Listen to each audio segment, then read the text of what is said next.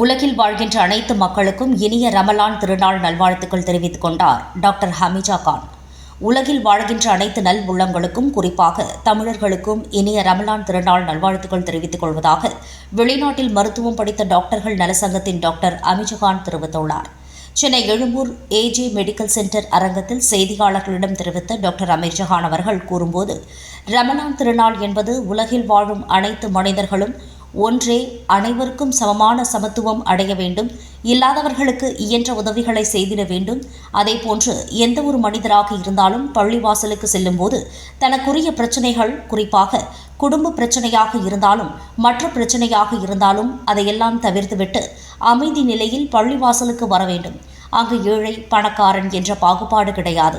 அதனை நமக்கு கற்றுத்தந்த நபிகள் நாயகம் அவர்களின் வாக்குறுதியினை அன்று முதல் இன்று வரை பின்பற்றி வருவதாகவும், எனவே இந்த ரமலான் திருநாளில் அனைவருக்கும் ஜாதி, மதம், மொழி, இனம் கடந்து ஒற்றுமையுடன் சகோதரத்துவத்துடன் நாம் இருக்க வேண்டும் என அனைவருக்கும் மீண்டும் ரமலான் திருநாள் நல்வாழ்த்துக்கள் தெரிவித்துக் கொண்டார்.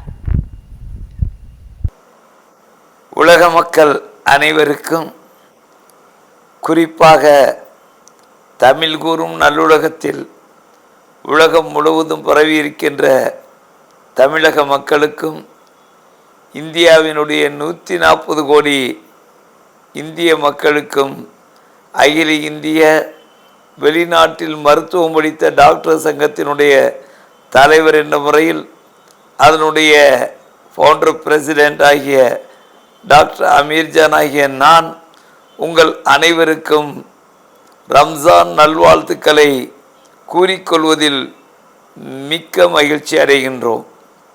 இன்றைய காலகட்டத்தில் நாம் எதிர்பார்ப்பது வள்ளுவர் கூறியது போன்று, உருவசியும் ஓவா பிணியும் செருவகையும் சேராத உலகை காண வேண்டுமென்று 2000 ஆண்டுகளுக்கு முன்பாக கூறிய நம்முடைய தமிழக மண்ணில் யாதும் ஊரை யாவரும் காணீர் கேளீர் என்று கூறிய கணியன் பூங்கொன்றனாருடைய வார்த்தைக்கேற்ப 1500 ஆண்டுகளாக இஸ்லாமிய மதத்தின் தோன்றலாக கடைசி நபியாக தோன்றிய முகமது நபி அவர்கள் கூறிய அந்த வார்த்தைகளில் எனக்கு பிடித்த சில கருத்துக்களை மக்கள் மத்தியிலே நான் கூற விரும்புகின்றேன். ஒன்று, உலகில் எந்த உயரத்தில் இருந்தாலும் சரி, நபிகள் நாயகம் அவர்கள் பள்ளி வாயிலுக்குள் நுழைகின்ற பொழுது நீங்கள் அணிந்திருக்கின்ற காலணிகளை எப்படி வெளி வாசலில் கலட்டி விடுகின்றீர்களோ அதை போன்று உங்களுடைய அகந்தை, பெருமை, கோபம் மற்றும் அனைத்தையும் கலட்டிவிட்டு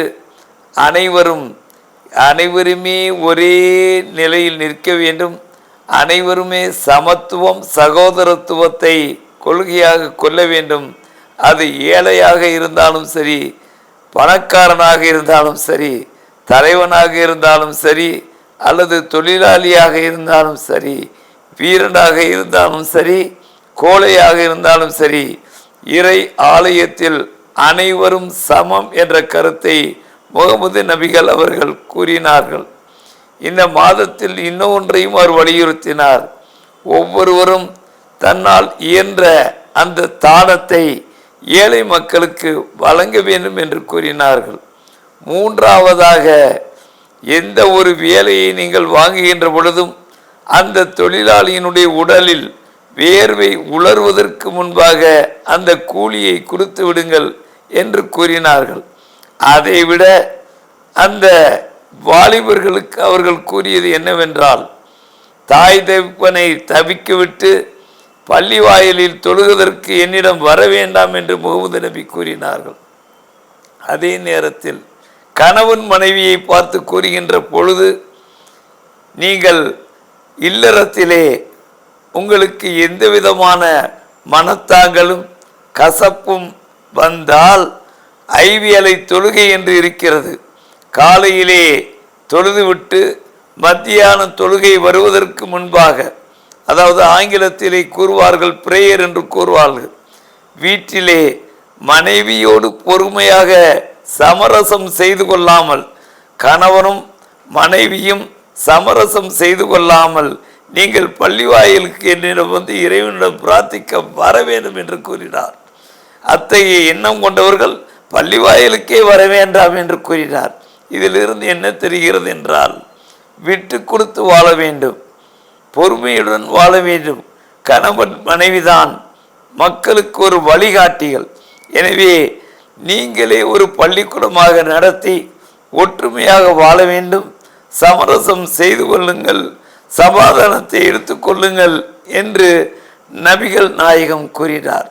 இவற்றையெல்லாம் செவிமடிக்கின்ற, இவற்றையெல்லாம் செயல்படுத்துகின்ற நாம் எதிர்காலத்தில் மட்டுமல்ல, எந்த தலைமுறைக்கும் அன்பையும் சமத்துவத்தையும் சகோதரத்தையும், அதே நேரத்தில் பசியில்லா உலகத்தை, போரில்லா உலகத்தை உலக மக்கள் காண வேண்டும் என்ற இந்த நல்ல நேரத்திலே உங்கள் அனைவருக்கும் ரம்ஜான் வாழ்த்துக்களை கூறி, இன்பமயமான வாழ்க்கையையும் ஆரோக்கியமான வாழ்க்கையையும் அனைத்து வளமும் பெற்ற வாழ்க்கையையும் கல்வி பெற்ற வாழ்க்கையையும் நீங்களும் பெறுங்கள், உங்கள் குழந்தைகளுக்கும் கொடுங்கள்.